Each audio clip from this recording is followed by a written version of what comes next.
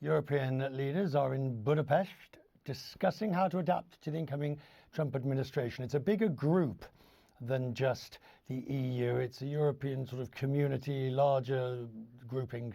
The Trump second term comes at a fragile time. Hours after his election, Germany's governing coalition fell apart. We'll talk about that in just a moment in the German context.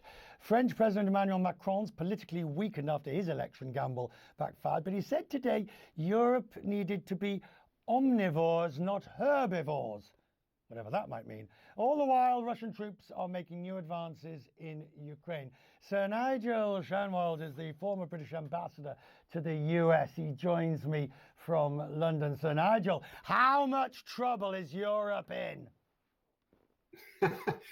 Well, look, I mean, I think there's one sense of welcome that the election's over. We've had a year of waiting dangerously with a lot of elections on, and yours in the United States undoubtedly the most significant and consequential. So that degree of uncertainty is over, but a whole lot more is ahead.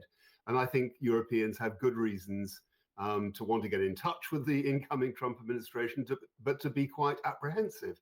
And there are a number of reasons for that. I mean, very, very briefly, they are Ukraine, they are NATO, they are trade and tariffs, and they are the unity of the continent. And whether the election of President Trump and any desire he has to divide Europe and weaken some of the parties and others, that will affect European unity. The UK, of course, is now separate from the EU, but shares many of its positions. Okay, but this idea that, and the EU's that sort of tried to put forward this idea, we're ready, we know what to expect this time, keep moving along, nothing to see here.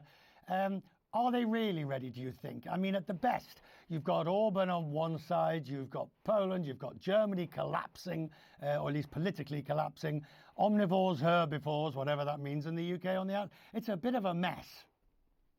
No, I would agree with you, Richard. I mean, I don't think they've got it already. I think they've been preparing for a possible Trump presidency. Obviously, it's been on the cards and a possibility for a long time this year. So there's no excuse for not having done anything. I'm sure the European Commission will have thought through what it's going to do over tariffs. It won't know exactly what the incoming administration is going to do, but they will undoubtedly retaliate. And that side of it maybe is clearer than the rest. But we don't know a lot about what the Trump administration is going to do on tariffs. Are they going to just announce them and impose them, or are they going to talk first to the EU and to America's major trade partners and try and sort out the lie of the land and then impose them if they're not happy with the outcome? So it's very unclear what the deal is going to be.